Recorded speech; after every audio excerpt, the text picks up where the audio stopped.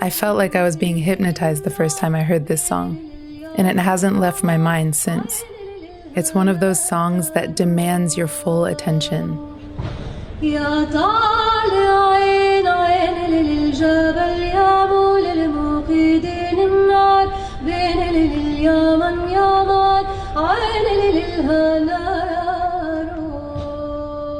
I don't speak Arabic, but even if I did, I might have trouble deciphering the lyrics. The song is called Ya Talain El Jabal, and it's from a genre of coded music that was developed through the Palestinian resistance.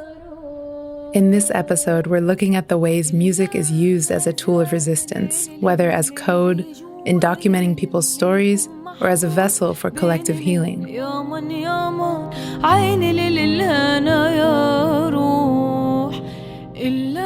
I'm Isabel Khalili, and this is Palestine Amplified, a 4-part series exploring the Palestinian struggle through music. If you haven't listened to the first episode, I encourage you to do so.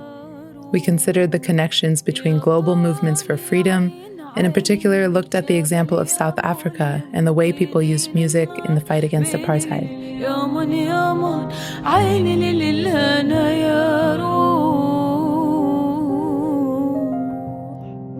Today, we start with a similar story. Here's Selma Al-Aswad, a Palestinian-American organizer and researcher who works with the Palestinian Feminist Collective. She tells us more about the origin of this coded music. This is often referred to as al-malula in Arabic, though it may be referred to by other names depending on region. And this is a type of Palestinian folklore or music that was developed on the basis of sounding like an incomprehensible code.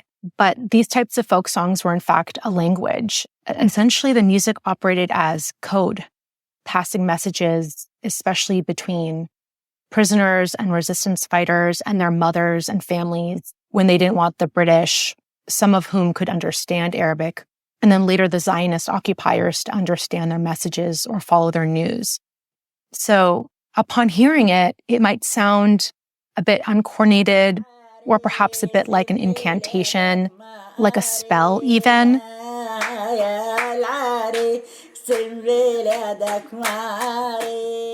Selma emphasized that it was Palestinian women who really developed the intelligence of Malula. The women would compose the speech and then weave in its meanings and include the messages that are to be conveyed. And then after encoding and rephrasing it, matching it to a tonal rhythm so that it becomes a song.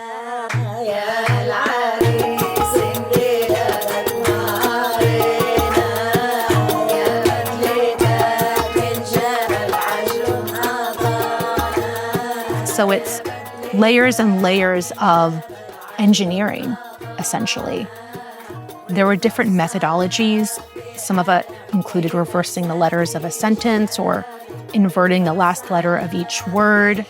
Selma describes it as a kind of next-level version of Pig Latin, a made-up alteration of English that you might have heard or even spoken on the playground as a kid. This type of intelligence really kind of dovetailed into culture so easily because there's a long history of using song in the everyday, using song while people cook together, while they work together, and while they planted trees together, while they foraged their crops together. With these songs so intertwined with everyday life, it was easy for them to be missed by security forces. So, for example, a young revolutionary man might pass by and women would start singing in this way to pass along news. And this was done even after the Nakba in 1948. Nakba means catastrophe in Arabic.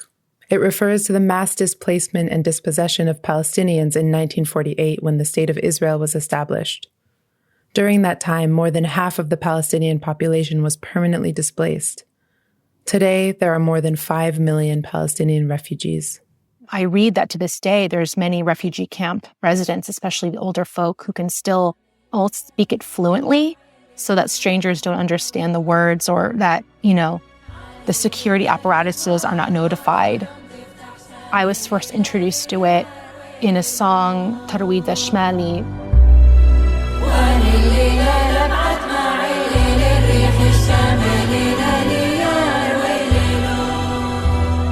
It was written by women who would go stand outside of the prison cells of Palestinian men who were imprisoned by the British colonizers, and they would sing these songs to pass along messages.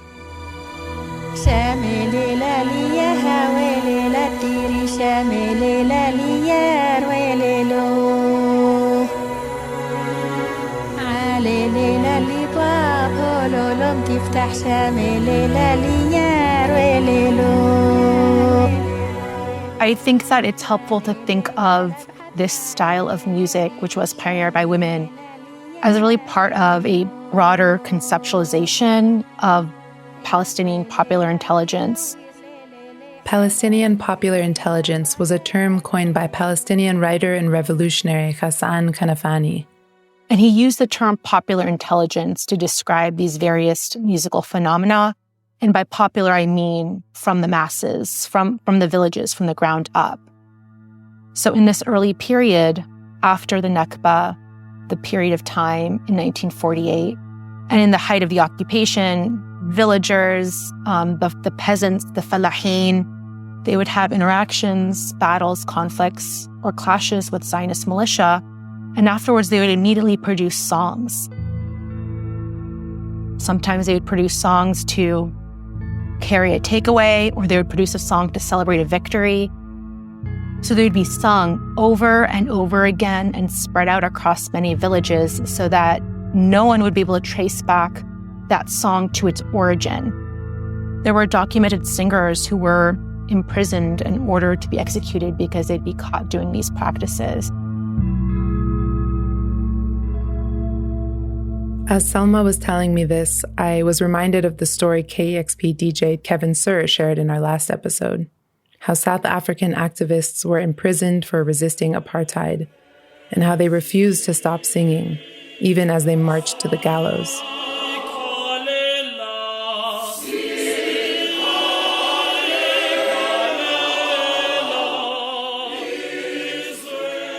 It's always so deeply meaningful and inspiring to connect with co-strugglers around the world who are united in solidarity across our colonial realities and against our colonial oppressors.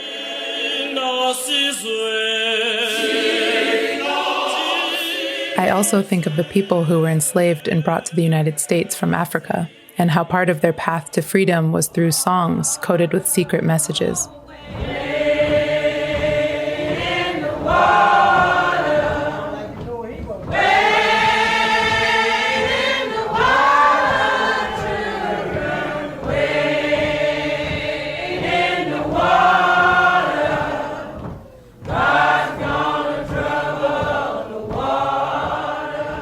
I think within the Palestinian context, we have these documented histories of music being just a tool of liberation.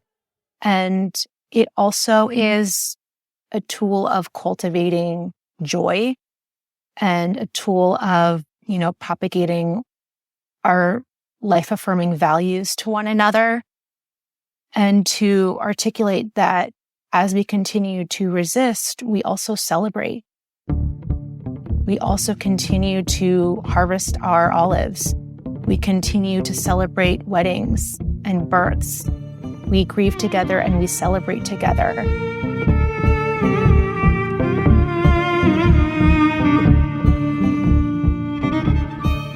When a group of people is constantly threatened with erasure, music and art of any form can act as resistance.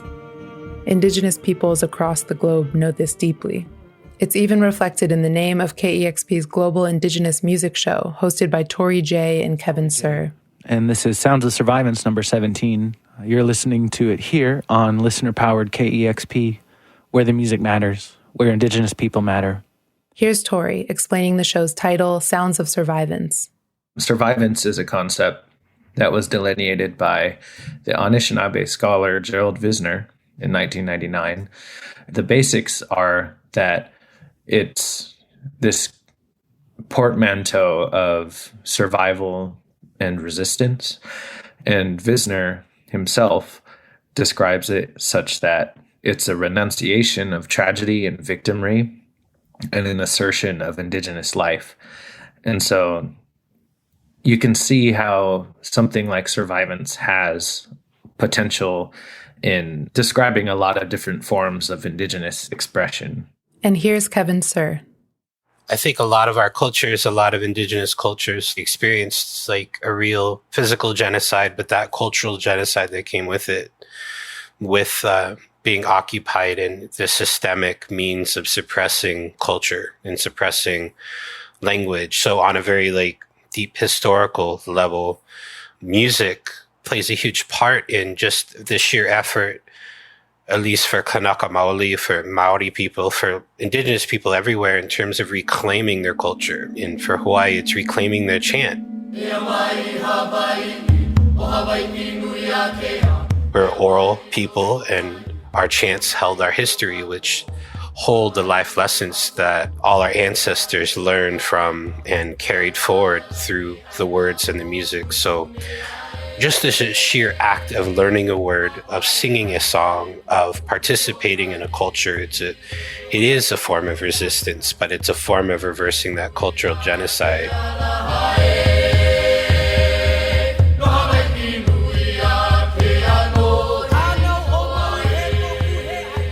When Tory was teaching a native literature class at UC Davis, he was struck by how his Palestinian students approached liberation.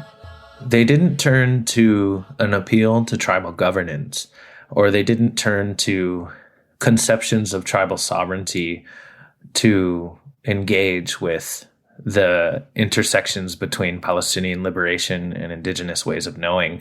They turned to art. They turned to literature.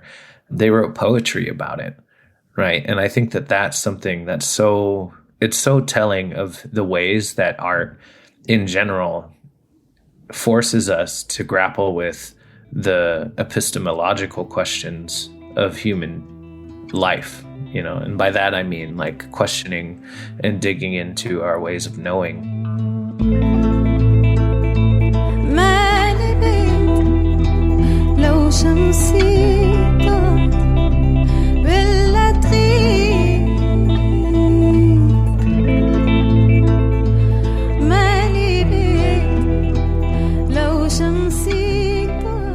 Let me introduce you to Sabrene Odeh, a Palestinian living in Seattle.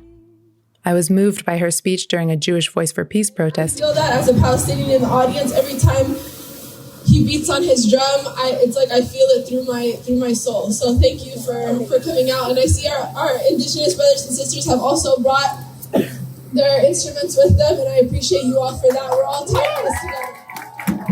Once we started talking about the music of her culture, she lit up. There are songs that we say are like fallahi music, like songs of the villagers. Essentially, hearing the melodies, even if you hear no words, just hearing the melodies, it's almost like you can close your eyes and imagine yourself in Palestine, sitting by olive trees, or even being like with family, hearing these songs. It's almost as if you're transported to Palestine circa, 1940, 50, 60.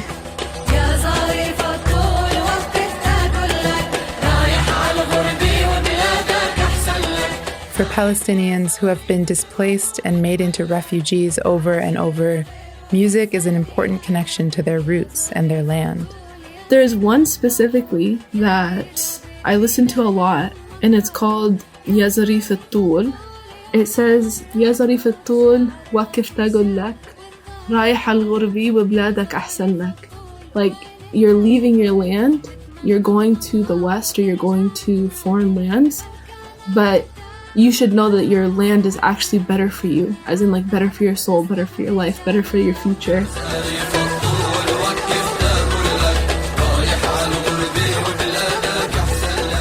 That specific time of music, I think, has a different meaning for us as Palestinians than the music that we're hearing now. I think the Palestinian music we hear now is next level hype music.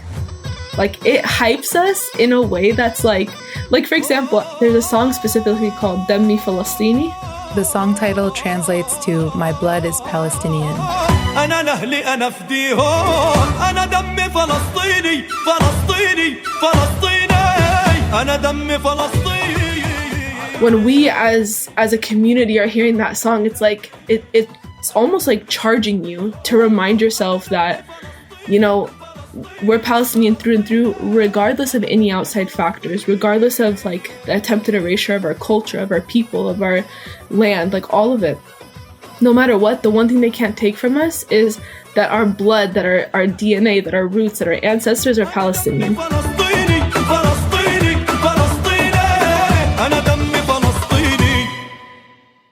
Many Palestinians in exile are denied the right to return to their land. So for Sabrene, having the opportunity to see her homeland is deeply meaningful. I remember the first time I went there when I was like 10, I felt like I had returned home. As soon as I was on that bus and going into Palestine, something washed over me that just was like, now you're home. There's one song that encapsulates this feeling for her. It's called Mizell ala baladi. Like, come see my homeland. Come see how beautiful, like, and they start naming off the different towns and what they offer, the views of the water, different foods that you can eat in different towns.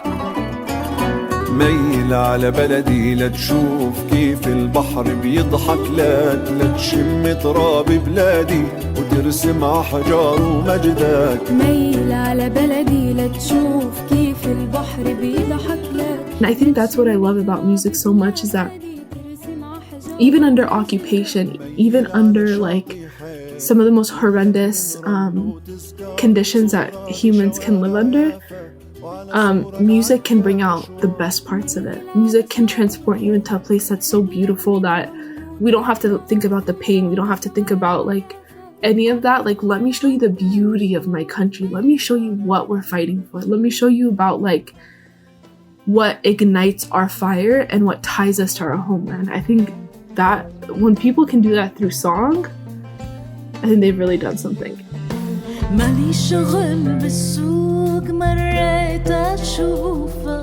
This is Huda Asfour, a Palestinian musician who we met in the first episode. We spoke on December 1st, the day the so-called humanitarian pause in Gaza ended. I think what is happening now has renewed my understanding of my parents' generation in ways that I couldn't even think were possible. I am living generational trauma over and over again. My father lived through the 1956 massacre in Khan Yunis and left Gaza in 1967, went back in 1994, and was forced out again in 2006. Huda's grandfather before him was also displaced and survived massacres. He was in Gaza in 1948 during the Nakba and had to flee to Lebanon. People didn't leave, because they wanted to leave. They left because that was the only way for them to survive. People need to start learning about massacres like Deir Yassin, which was condemned by some of the most respectable philosophers, Jewish philosophers in history, like Hannah Arendt, like Einstein, who both sent a letter in 1948 to the New York Times talking about how dangerous Menachem Begin's visit to the US is in terms of propaganda that gives credential to a terrorist organization, by their words. People can go back to the archives, it's a public letter, and see the kind of language that was used in kind of warning the American public from this kind of propaganda back in 1948. Menachem Begin was the leader of a Zionist militant group before the Nakba, and after the creation of Israel, he became a politician and later founded the Likud party. This is the far-right party of the current Prime Minister, Benjamin Netanyahu. Here we are in 2023, and it's the same story, but with much more brutal arms, way much more funding, and absolutely no shame in showing ruthlessness in killing kids and women and civilians and destroying people's livelihood, turning them from a society that is able to survive all these years somehow independently, and destroying every bit of hope that is still left.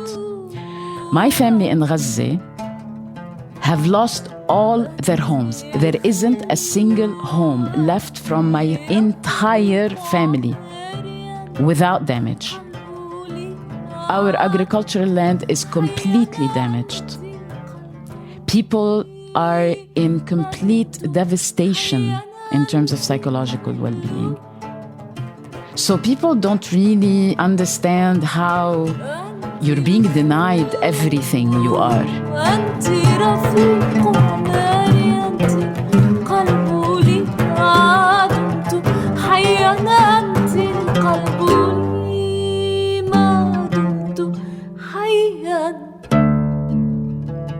Huda's renewed understanding of her parents' and her grandparents' generations also extends to their music. The language became so much more relevant. Simple things like Samidun, steadfast. All of a sudden, I understood why people started using this word to reply to simple questions like, how are you? Because we're not well, but we're also grateful. And at the same time, you feel like you're in a battle constantly. So the only way to describe that is to say that we are steadfast. So the songs, the revolutionary lyrics, all of these things that I have to admit I was feeling a bit cynical about.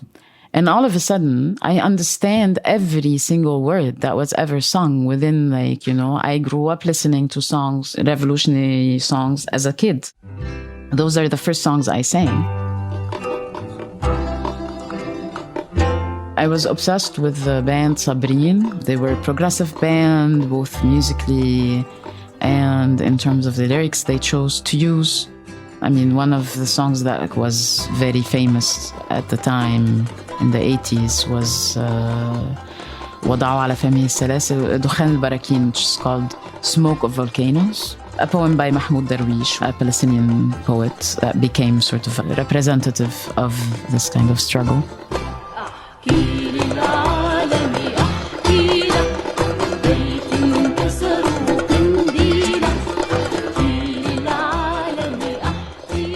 Huda's own music reflects the inspiration from these revolutionary songs from her childhood.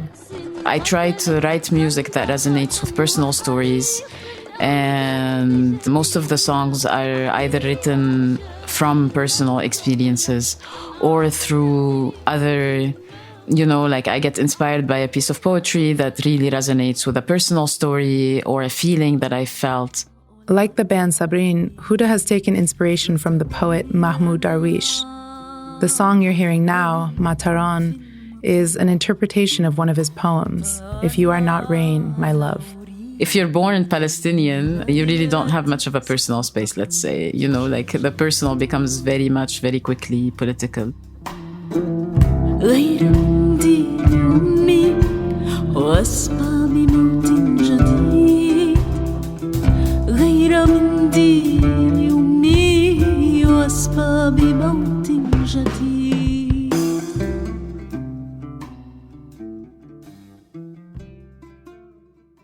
Back in August, I spoke with the artist and former KEXP DJ, Gabriel Teodros, for another KEXP podcast, 50 Years of Hip Hop. I was working on a story about the Palestinian hip-hop group DAM, where the personal was always political.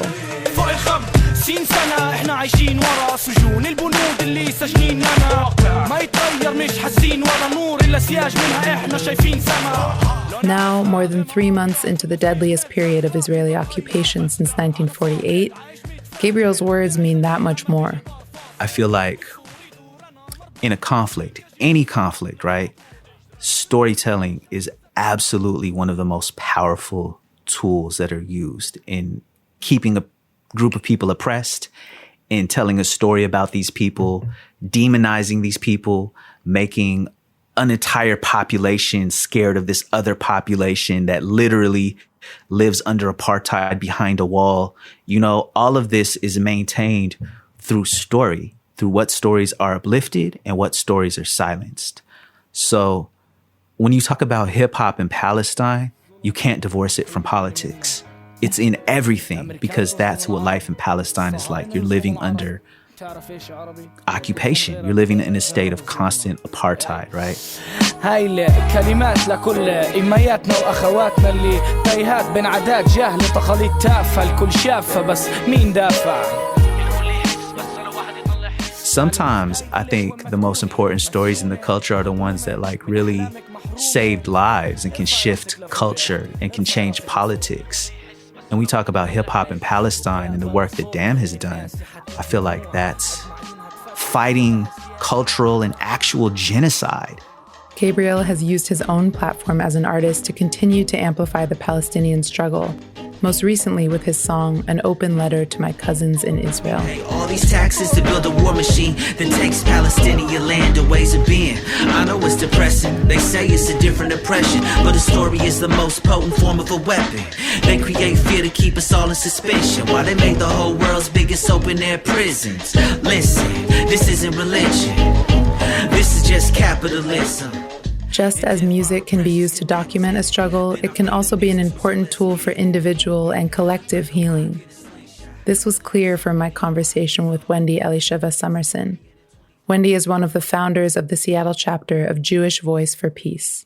For me, there's been something very healing about coming into an anti-Zionist Jewish community and feeling connected to breaking the cycle of trauma through our actions. And being with other Jews who we love ourselves, we love being Jewish, we love the traditions.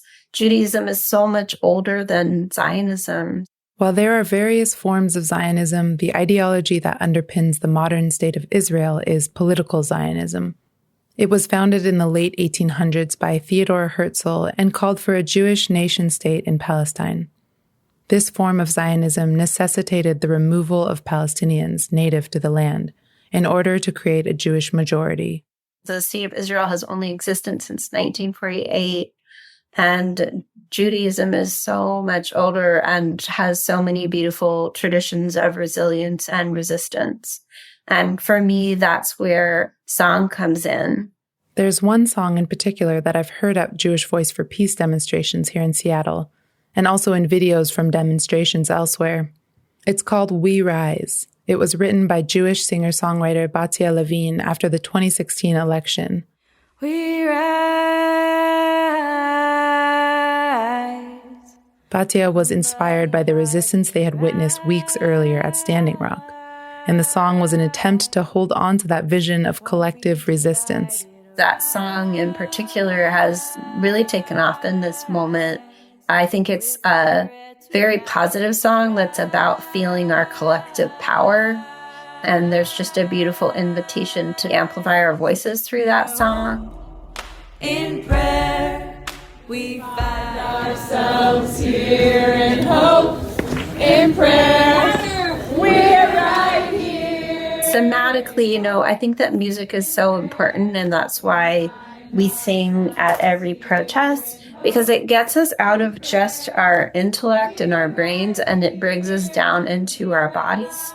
And it also, we create resonance with each other, right? We're singing and we're literally reverberating off of each other. And when our voices come together, it feels like this collective community rising up right now to say no to genocide, to say no to apartheid, to say no to the legacy of settler colonialism.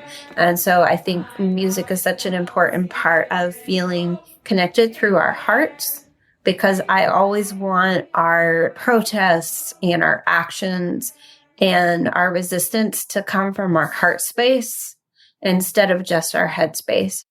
Music can also be an outlet for us to process collectively.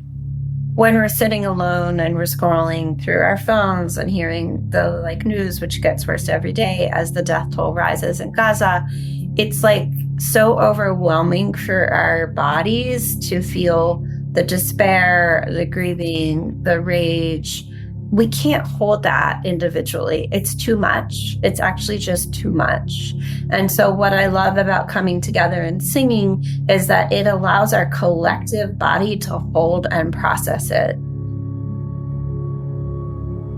In our next episode, we'll discuss the role of artists in liberation movements.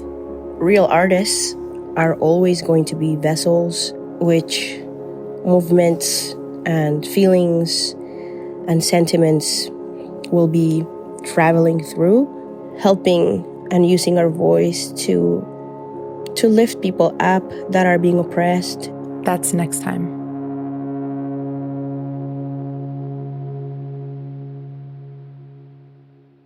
Palestine Amplified, the miniseries, was written and produced by me, Isabel Khalili, with editing support from Roddy Nikpour, Dusty Henry, and Larry Mizell Jr.